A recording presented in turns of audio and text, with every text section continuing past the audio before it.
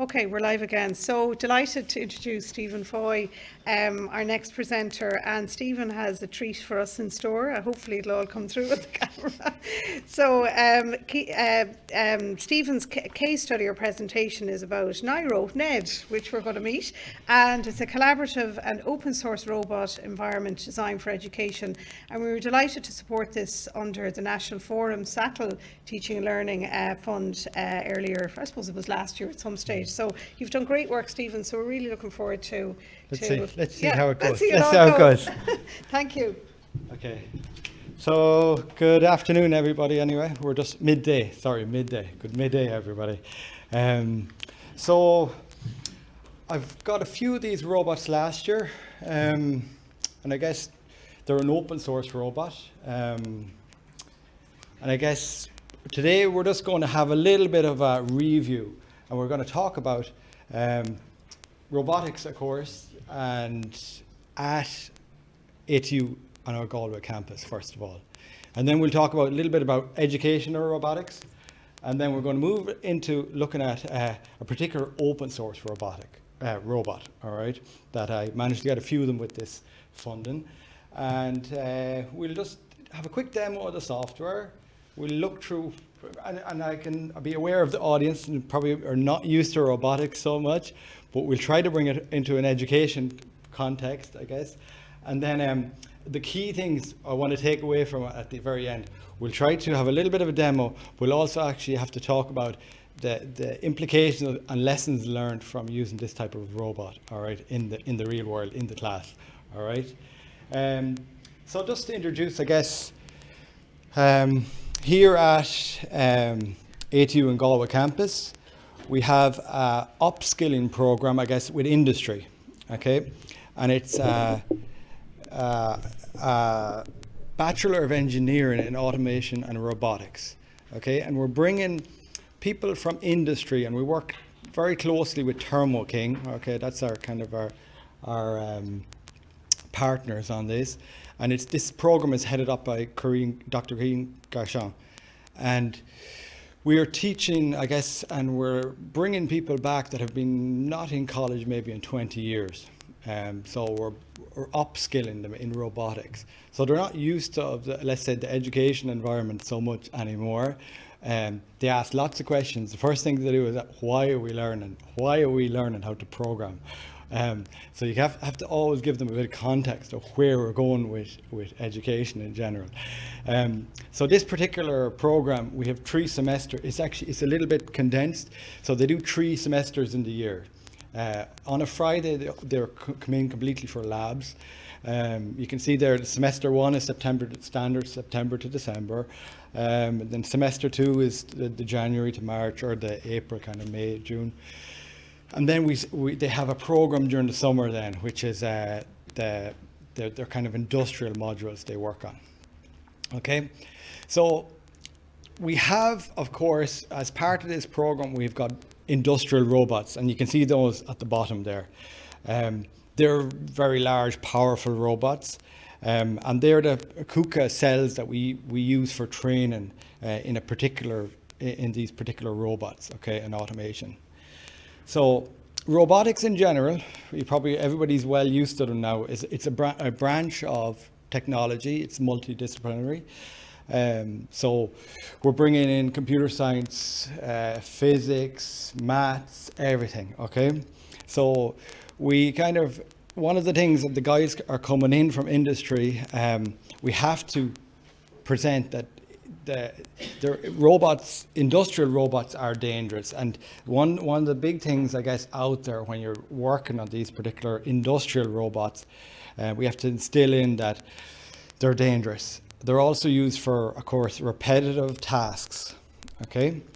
And they're not so, one of the things about you working with an industrial robot, you tend to have to stay away from them. Okay, so they're even the ones that we have for training on, they're in a cell, they're in a box, you close them off, and it's safety, all right? So safety first, okay?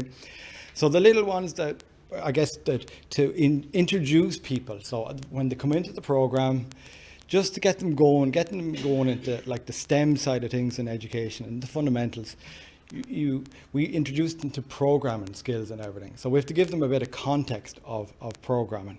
So that's where the lower cost robots or cobots kind of can be used just to get students from day one interacting with robots, because that's what they want to learn, that's what they're here for. Okay, so I guess from a cost point of view, this is a low cost one. Of course, there's a whole list of cobots, and there's just the price range there. So you can buy loads of different types of them, and they're locked down to loads of customized software. That's not so, they're not kitted out. Industrial robots and industrial cobots, okay, these are the ones that work with humans. They're from a education point of view in programming, they're a little bit slow, okay, or hard to work with, okay, let's say, just to introduce people at the very beginning to. So you'll see these particular robots here. The base price, so nothing else, is 30k. So if you're building up a lab, it's expensive, and they're outdated very quickly. Okay, so there's different scales there. So at the very top there, you'll see a universal robot, a really common one. It's in a lot of universities, UR5. It's for a research point of view. All right, and then as we go down, we can see lower cost ones. They're like X-arm, 5. There's different ones, but they're good. You can see this accuracy, 0.5 millimeter. They're very, very accurate. Okay, and they've up to a meter. So they're kind of big robots. What we want to introduce people, and that's what this robot is we begin to move into the little smaller robots that we can actually interact with. And that's another version to explore. It hasn't got the same learning environment, but it's a nice robot that's coming on board in the last year as well. So this stuff is changing really, really rapidly. So there's Niryo. It's an open source. As I said, everything's open. You can actually build this yourself if you want it, a 3D printed version. So it's fairly heavy. It's actually it's like 6.5 kilograms. It'll lift 300 grams. So it's not the strongest of things, and it's not the most accurate of things, as you can imagine. So it's got six different joints, so you can actually move it. And it's not just for adults, like we're using it for adults, but it can be right from teenage right through. So it's just an introduction to kind of very much hands-on. And the particular types of people that we're teaching, of course, are hands-on. They like the programming, but they also like the hands-on on the playing about with things. So you'll see what does this robot in general offer. Okay, so Niryo in general, it'll offer us, it's a little ecosystem. So it was a Kickstarter by a group of guys in France, and they built it on open, being completely open, being open software, open hardware. All their concepts is about openness, and I guess that's a theme for, I guess, this conference is an openness for the ATU now, and to bring everybody together. And as I said, just as I said, today we're going to present this type of robot, and hopefully we get some feedback from other sites as well. All right, about what they're doing. And this isn't a perfect system, but it's open, so you can go right through it and explore all the things that go wrong as well on it, okay? But there's a lot of things that go right. So in a lot of different locations, I guess a lot of different, especially computer science and electronics, are well aware of this little device down here in the corner, and it's called the Raspberry Pi, okay? And it's a well-known hardware platform for education. It's low cost. It's relatively low cost, let's say around the 30 euros mark, and it's open source. And the whole ecosystem around Raspberry Pi is all about being open. So it runs open software, open Linux, open education. That's the whole thing about this. And a lot of the things that you get on it from the day when you just start this up is for kids to scratch program and all that environment. So from a very young age in education, people are using this piece of hardware. So that's the core brain inside this particular device. So it's not particularly powerful, but it does the job for what it is. Okay. There's some other, I said, there's the main thing around it as well is that it actually has a software ecosystem. So the guys have developed Niryo themselves have actually developed a nice, easy to use piece of software, okay? And that allows anybody to put it on their Windows, their Linux, their Macs, whatever. You turn it on, there's just like, you turn it on, it's a piece of software. You have a wireless connection to this thing, or if you want to, you can actually plug into it. There's loads of ways of connecting with it, but it's like a very straightforward way of getting going programming, okay? And that's the GUI that comes up. So that's the particular piece of software, okay, that comes up. And straight away from day one, when you open into the piece of software, you have these dials. And if I had a mouse, I'd actually, maybe I could show it.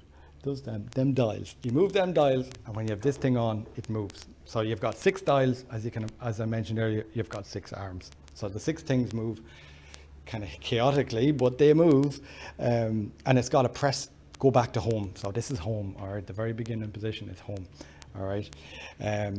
So the next little thing you can see here, and maybe I'll just turn it on. You can see programming it, so it actually has this language called Blocky, all right? Some of you may know from education as a thing called Scratch as well, okay? For kids it's called Scratch. It's kind of a draggy, and Blocky, as you can see on the thing, there's blocks, all right? You literally move this to where you want it to go, and you press a button at the very top, and it just drops that box in. And you want to move it to the 3 locations, press the button, that's where the location it wants to go to. You want it to move over to this particular thing here, press the button, it'll go to it. All right, sometimes it mightn't go there the most accurate way, but it'll go there usually, okay? So that's the thing, it's their introduction environment, just to get going on the concepts of programming. And of course, the students learn that you can't just go from straight X to Y. You can't go from this position directly to here. Sometimes if there's something in the way, you have to go up and over. And it's as I said, that's the basic environment. But you see also in this Blocky programming language, it's visual. You don't have to type things in. They've also got logic, so you can actually do more advanced programming as well with this programming language. Okay, so that's very much from an introductory lab point of view. This is Blocky. The next things you can do, of course, you've got this claw at the front, and you can open and close that. So you've got another drag and drop piece of software that you can just open and close it, all right? And then the next thing, if you want it, you can change your design. So it's from a mechanical point of view, you can actually redesign all your grippers and your claws for various different things. It's quite nice that way, that all the 3D CAD is available to actually interact with, and then you can 3D print your own bits and pieces of this robot. All the other bits of the motors and everything are all very low cost. That's, as I said, if anything breaks, you can replace it quite easily. So where you want to move on from this, the system as well has an ecosystem with Python, okay, Niryo Python. So it's got its own library written in Python, okay, and it allows you to kind of step forward. Like, so early stage labs is just introduction, but it was used in programming Python, and at a mid interval in the course, we started looking at the actual programming with this same robot in a lab, and how and it worked very easily. Like the line of code is just all it is the positions of the robot. Very similar to the Blocky world. It's very similar, but the Python is that you write here is very similar to that. You just have to connect to it, calibrate it, and then just move it to its positions. Okay, so I guess the things a little bit on the overall thing about this robot, it needs a little bit of a working area. So there's lessons learned. There's some lessons to be learned from this robot using it in the lab. So this is just a picture of not the best place to put it. Instead of the nice picture, this is a tight area to put it. We have, like, so it's easy to put it out on top of a bench, and then it's really nice to use. The additional thing is, it's actually relatively hard to break. If people have, like, it's actually strong. Like, it's not there's bands that are quite strong. So it's not like a really flimsy thing for students to use. So they can really get hands on, lift it up, move it around, and it hasn't broke so far. Touch wood. So, and then also there's a little growing education community as well with this robot, because the guys that made it are all about education. So you can contact them and get little bits of parts and various things that you need really easy. All right. One of the little issues is a little bit on the setup at the beginning with the IP address, and it can be a little bit awkward if you're taking them in and out of a lab in a large number. It can be a little bit difficult, so it's not perfect that way. And they're changing this, they're making it better the whole time. Okay. The next thing is the power connectors. It's very easy to plug in, so it's 12 volts, roughly 14 volts into it, but it's very easy. It's very common with a laptop. You wouldn't realize it. It's very common with a laptop connector that can be plugged in there as well. So that's just a little bit of a problem with it. Turning off, you have to press the button for a little bit longer than students like to do. They like to just pull the power cord and walk away. So I have to figure a way to get that properly worked. And then there's another it's a little bit awkward to update the firmware on it. All right. So the next little thing we'll do now is have a little bit of have a demo maybe of it working. If it'll work for me. Okay, every time you start it up, it turns on, it does a little bit of a calibration sequence. Okay, so hopefully people that's online are able to see this now. I've a few little things here at the side that are set up that it should be able to pick up. So this is an example sequence of programming it. It's through Blocky, so it should be ready to go now. So it is a nice little machine, but of course, is it going to go for me?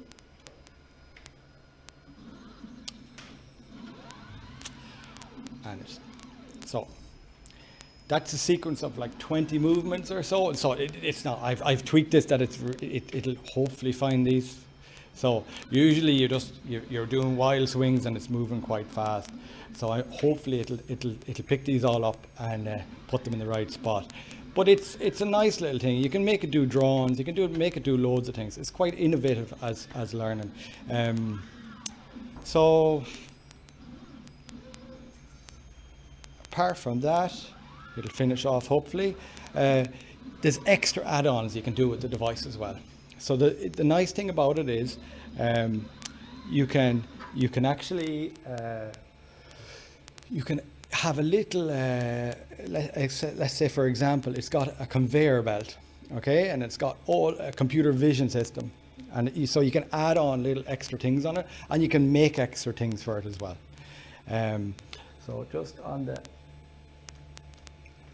interest of time, I guess we'll just have a quick look at so as I said, you can add things to it. The whole system is, if anybody's from any other institutes is actually interested in, the whole thing is built, just from a technical point of view, is built on ROS, all right, Robotic Operating System. It's a framework for software development. So just from a software point of view, it's quite nice, and robotics development. So you'll see here at other institutes, they've done some computer vision and machine learning together with this particular robot. They've also done prototyping of a production line. You can see with the little conveyor belt I mentioned earlier on. And then the other things you can do with it, they've a little, there's a demonstration there of an intelligent warehouse with little small robots. So it's I guess from feedback from the kids and the students that have actually have worked with this and played with this. One of the things that comes up is from Karina's thing earlier on, I guess they're highly satisfied. There's a high satisfaction rate. So and as I said today anyway, yeah, that's all. Any questions on that, I guess? And one thing I said, reach out to us here at the Galway campus on this robotics technology. As I said, it's the biggest thing is about growing the community today. So that's all. Any questions on that? Yeah. It's really cool. I just noticed in the looks really like intuitive, the program interface. I'm just wondering, how do you locate it in a 3D space? It's very simple. That the arms, there's a few slides back. You can maybe have a look. That it goes from like degrees or radians, whatever you prefer to put it into, and it'll move the arms in angles. So it's all relative angles to one another. So it's intuitive for students to learn degrees and radians, and that they're actually. So it's quite nice that way, that they've built the software interfaces that they accept both degrees and radians. So just the degrees and radians of each individual 6 angles there. So, okay. Any other questions? Sorry.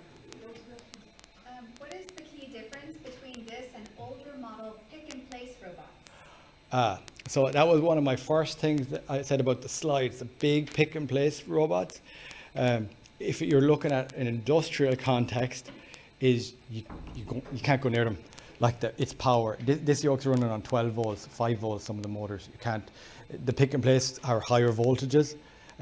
This is a stepper motor. So anybody from a control systems point of view, this is a really stepper. As I said, this ecosystem is built with Arduino. That's another thing, another buzzword that's in there, but it's actually Raspberry Pi and Arduino. So it's just open source technology. Okay, so it's versus industrial technology. Is that all right?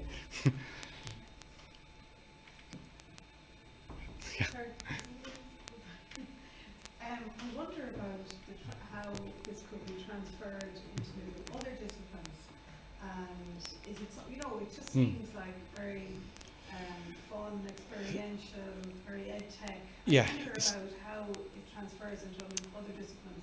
Now, can they hear that question? Maybe. Oh yeah, I'll just. So Karina was asking there about how can this be transferred into other disciplines. You can see it's just in this. Hopefully, one thing you can take away from this, you can see how easy it is to use this. So this goes right back to teenagers. Like you can actually, like teenagers, kids. Like it's very, like you can bring it back. But maybe that's not my core skill, is to be able to maybe we'll interface with that one to maybe on a wider system. It is a nice educational platform from a STEM point of view in schools and everything. So yeah, there could be great opportunities as an outreach initiative with secondary schools, certainly. Yeah. That's fantastic. Okay. It's great to see. And it worked. Thank you. Just one more question.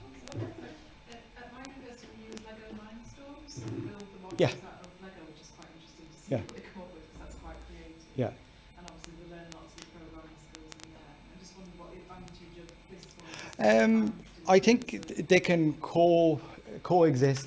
The little bit of a system down here, this is actually, so a little robot moves from A to point B. It could be a Lego robot moving something, and this guy can pick it up. So you can build it. It's another tool, a part of it. But Lego Mindstorms is very nice. This isn't the end all. Yeah. Yeah. I think it's a nice I'm not saying this is the be all and end all, but it's fairly straightforward and easy, and you can go advanced and you can go very basic as well. So okay. So many possibilities. Okay. Thank you. Okay. Thanks a million.